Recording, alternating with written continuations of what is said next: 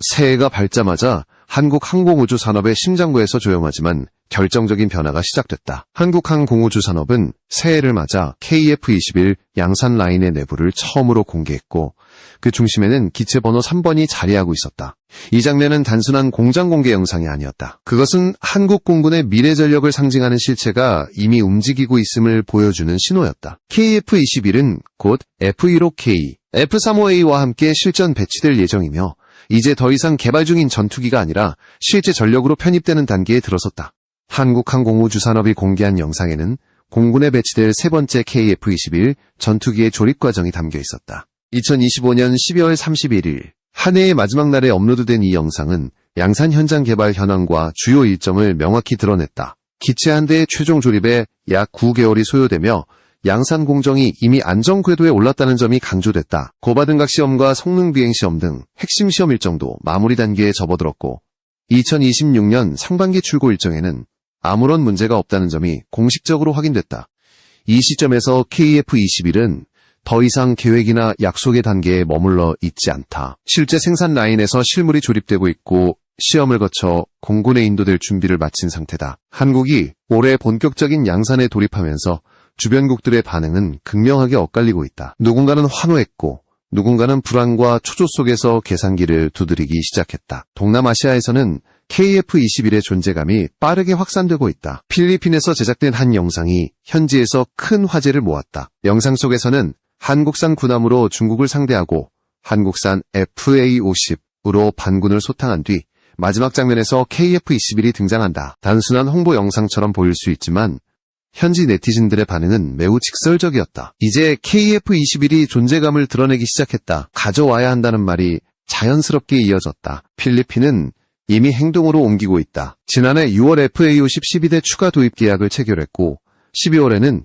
기존 운용 중인 기체에 대한 성능 개량 사업까지 확정했다. 태국과 캄보디아 분쟁에서 개량된 FA-50이 보여준 실전 성과는 필리핀 공군 내부의 판단을 더욱 빠르게 만들었다. 필리핀은 단순한 전투기 구매를 넘어 FA-50과 KF-21을 함께 지원할 수 있는 동남아시아 거점 MRO 센터 유치를 목표로 하고 있다. 충분한 정비 수요와 안정적인 운영 능력을 확보해 지역 허브로 도약하겠다는 계산이다. 한국은 필리핀에게 KF-21 블록형 기체의 우선 공급 가능성을 제안했고 필리핀은 중장기적으로 최대 40대 도입을 검토하고 있다. 이 흐름은 단순한 무기 거래가 아니다. 동남아시아에서 KF-21의 전략적 중심이 어디로 이동하는지를 보여주는 장면이다. 그리고 이 변화는 한 나라에게는 환호였지만 다른 한 나라에게는 위기 신호로 받아들여졌다. 바로 인도네시아다. KF-21 공동개발 파트너였던 인도네시아에서는 분위기가 급변했다. 2025년 12월 20일 인도네시아 현지 언론은 인도네시아 엔지니어 12명이 KF-21 전투기와 드론 제작을 위해 한국으로 파견된다는 기사를 보도했다. 일부 인도네시아 인사들은 이를 두고 한국의 인력 부족 때문에 불가피한 선택이었다는 주장을 내놓았다. 그러나 이는 사실과 거리가 멀다. 해당 파견은 한국항공우주산업이 인도네시아 현지 업체와 협력해 운영 중인 해외 인력 양성 프로그램의 일부로 한국에서 실습을 진행하는 과정에 불과했다. 문제의 핵심은 따로 있었다. 인도네시아는 지금 KF-21 사업에서 점점 설 자리를 잃어가고 있었다. 기존 합의와는 다른 요구를 들고 나오기 시작했고 그로 인해 공동개발 파트너에서 탈락할 가능성까지 거론되는 상황에 놓였다. KF-21이 실체를 갖추고 양산 단계에 들어서는 순간 누가 진짜 파트너이고 누가 주변부로 밀려나는지가 명확해지고 있었던 것이다. KF-21은 이제 시험기나 기술 시험기가 아니다. 생산 라인이 돌아가고 실전 배치가 눈앞에 다가온 전투기다. 이 변화의 속도는 주변국들의 선택을 강요하고 있다. 기회를 잡을 것인가 아니면 스스로 뒤처질 것인가? 이 질문은 이제 시작에 불과하다. 인도네시아가 불안에 빠진 이유는 단순하지 않다. KF-21 프로그램은 이제 개발의 영역을 넘어 생산과 배치라는 냉정한 현실의 단계로 진입했다. 이 순간부터 공동개발이라는 이름은 더 이상 정치적 수사가 아니다. 돈을 냈는가? 위험을 감수했는가? 끝까지 함께 갈 의지가 있는가라는 질문만이 남는다. 그리고 이 질문 앞에서 인도네시아의 최근 인도네시아 내부에서는 KF-21 전투기를 기존 합의와 다른 형태로 인도받아야 한다는 요구가 흘러나왔다. 이미 합의된 단자형이 아니라 복자형을 요구하며 재협상을 원한다는 이야기였다. 문제는 이 요구가 나오기까지의 맥락이다. 인도네시아는 이미 개발 분담금을 대폭 감면받은 상태였고 그 과정에서 한국은 대부분의 개발비와 설계 시험 리스크를 떠안았다. 일정 지연의 부담 역시 한국이 감수했다. 그런 상황에서 합의된 조건 자체를 다시 흔들겠다는 요구는 한국 입장에서 받아들일 수 없는 제안이었다. 이 사안과 관련해 인도네시아 경제 전문 매체에서는 의미심장한 분석이 나왔다. 2026년은 인도네시아가 KF21 프로그램에 남을 것인지 아니면 스스로 기회를 포기할지를 결정하는 해라는 것이다. 이미 양국은 단자형 KF21을 기준으로 사업을 진행하기로 명확히 합의한 상태였다. 그럼에도 인도네시아는 다시 복자형이라는 조건을 들고 나왔다. 이는 단순한 기술적 요구가 아니라 공동개발의 기본 신뢰를 흔드는 행위로 받아들여졌다. 한국이 이 요구를 거절한 이유는 분명하다. KF21은 단자형을 기준으로 전체 설계와 전술 개념이 짜여 있다. 복자형으로 전환하려면 연료 탱크 배치부터 항전 장비 배선까지 전면적인 재설계가 필요하다. 이는 수천억 원 규모의 추가 개발비를 의미한다. 이미 분담금을 줄인 인도네시아에게 이 비용 부담을 다시 맡길 수 없다는 것은 자명한 이야기다. 그럼에도 인도네시아가 이 시점에서 복자형을 고집하는 이유는 다른 곳에 있다. KF21 시제기 가운데 일부가 복자형으로 제작되었기 때문이다. 이 점만 보면 인도네시아의 요구가 전혀 근거 없는 주장처럼 보이지 않을 수도 있다. 하지만 그 복자형 시제기는 훈련과 시험, 그리고 유무인 복합체계 운용을 검증하기 위한 목적이었다. 한국은 이미 KF21을 유인 전투기를 넘어 무인 전력과 결합하는 차세대 전술의 중심으로 설계하고 있다. 단자형이 기본 플랫폼인 이유가 여기에 있다. 이런 구조를 무시하고 복자형을 양산형 기준으로 요구하는 것은 프로그램 전체의 방향을 다시 짜라는 것과 다르지 않다. 결국 인도네시아의 요구는 기술 문제가 아니라 태도의 문제로 인식되기 시작했다. 공동 개발에 참여하면서도 완성된 전투기를 실제로 도입할 의지가 있는가라는 질문이 제기된 것이다. 인도네시아 매체의 분석은 냉정했다. 공동 개발에 참여했지만 최종적으로 전투기를 구매하지 않는다면 현지 생산과 조립 논의는 시작조차 할 수 없다는 것이다. KF21 프로그램에 끝까지 남아있어야만 장기적인 기회를 얻을 수 있는데 현재 인도네시아의 태도는 그 조건을 충족하지 못하고 있다는 평가가 이어졌다. 이 분석은 경고에 가까웠다. 기회는 아직 남아있다. 그러나 결단하지 않으면 그 기회는 사라진다. KF21 프로그램은 인도네시아에게 국방산업과 경제 측면에서 비교적 접근하기 쉬운 기회이자 장기적인 성장 발판이었다. 2026년은 눈앞에 놓인 이 기회를 붙잡을 것인지 아니면 다른 환상을 쫓다가 놓쳐버릴지를 결정해야 하는 운명의 해가 될 것이라는 진단이 나왔다. 이 모든 흐름 속에서 한국은 멈추지 않고 앞으로 나아가고 있다. 인도네시아의 선택과 무관하게 KF21은 양산을 향해 달리고 있고 새로운 파트너를 맞이할 준비를 마쳤다. 공동개발이라는 이름 아래 모든 참여국이 동일한 위치에 서 있는 것은 아니다. 이제 KF21은 누가 진짜 동반자인지를 가려내는 기준이 되고 있다. 인도네시아가 흔들리는 사이 KF21을 바라보는 또 다른 시선은 훨씬 현실적이고 빠르게 움직이고 있었다. 동남아시아에서 필리핀이 보여주는 태도는 인도네시아와 극명하게 대비된다. 필리핀은 KF21을 아직 손에 쥐지 않았지만 이미 그 이후의 그림까지 계산하고 있다. 단순히 전투기를 들여오는 수준이 아니라 한국 방산 체계의 일부로 편입되는 전략을 선택한 것이다. 필리핀이 FAU-10의 성능 개량과 추가 도입에 적극적인 이유는 분명하다. 실전에서 검증된 기체를 기반으로 운용 능력을 축적하고 이를 정비와 개량으로 연결해 장기적인 자립 기반을 만들겠다는 계산이다. 여기서 KF21은 다음 단계의 핵심 카드다. 필리핀은 KF21을 도입함으로써 자국 공군 전력의 질적 도약뿐 아니라 동남아시아 전체를 아우르는 항공정비와 운용 허브로 도약하려는 목표를 세우고 있다.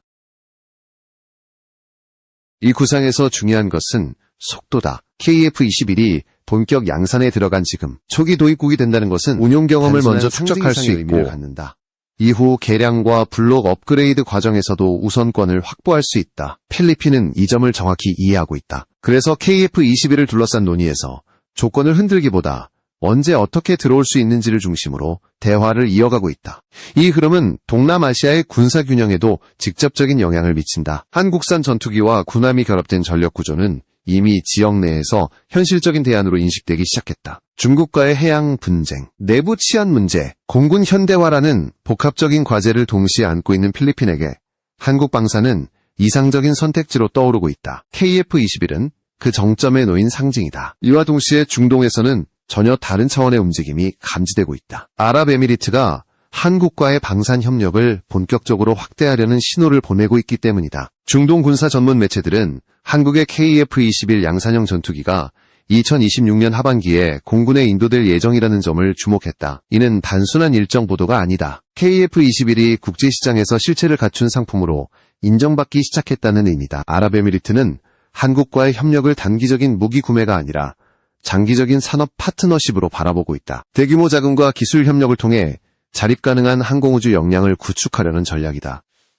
이 지점에서 KF-21은 단순한 전투기를 넘어 기술 이전과 공동 발전의 플랫폼으로 인식되고 있다. 확실한 자금과 확실한 의지가 있는 파트너가 나타났다는 점은 한국에게도 결정적인 전환점이다. 이런 상황에서 인도네시아가 복좌형 요구를 들고 나온 배경은 더욱 선명해진다. 중동에서의 협력이 가시화되면서 KF-21의 파생형과 확장 가능성이 커졌고 그 흐름에 뒤늦게 올라타려는 시도로 비춰지고 있는 것이다. 하지만 한국의 선택은 명확하다. 공동개발과 추가개발은 확실한 책임과 투자 위에서만 진행된다는 원칙이다. KF-21을 둘러싼 국제적 관심은 이제 현실적인 계산의 영역으로 들어왔다. 누가 먼저 결단하고 누가 끝까지 남는지가 곧 미래의 위치를 결정한다. 필리핀과 아랍에미리트가 보여주는 태도는 이 새로운 질서의 단면이다. 그리고 이 흐름은 다음 단계에서 또 다른 나라의 반응을 끌어내고 있다. 바로 일본이다. KF-21의 양산이 가시화되자 가장 미묘한 반응을 보인 국가는 일본이었다. 한때 일본 내부에서는 한국이 이제 와서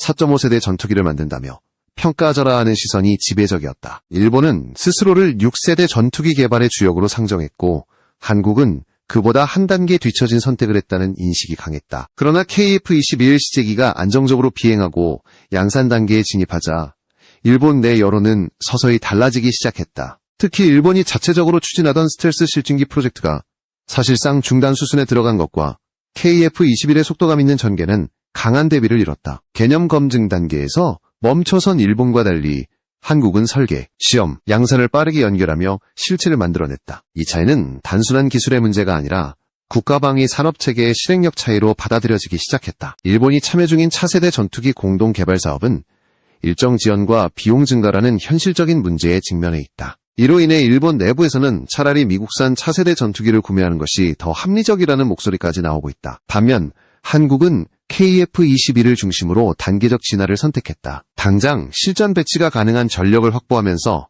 동시에 다음 세대를 준비하는 전략이다. 이 전략의 핵심에는 유무인 복합 운용 개념이 있다. KF-21은 단독으로 완결되는 전투기가 아니라 무인 전력과 결합해 작전 범위를 확장하는 중심 플랫폼으로 설계되고 있다. 저피탄 무인 전력과의 연동은 단순한 보조수단이 아니라 차세대 공중 전투 개념의 핵심이다. 이미 관련 기체는 시험과 검증 단계에 들어갔고 연동 비행 시험 역시 일정에 따라 준비되고 있다. 이 장면은 일본에게 상당한 충격으로 받아들여졌다. 일본은 개념 단계에서 논의하던 미래 전장을 한국은 이미 현실에서 시험하고 있기 때문이다. 일본에서 공개된 무인 전력의 콘셉트 디자인과 한국이 실제 비행 시험을 준비 중인 기체의 대비는 이런 인식을 더욱 강화시켰다. 기술 발표와 실물 검증의 차이는 여론의 온도를 빠르게 바꾸는 요소다. KF-21을 둘러싼 이 흐름은 이제 아시아 전체의 공중전력 구도를 다시 생각하게 만들고 있다. 누가 먼저 실체를 만들고 누가 끝까지 책임지는가? 라는 질문에 한국은 분명한 답을 보여주고 있다. 단계적이지만 멈추지 않는 진화, 그리고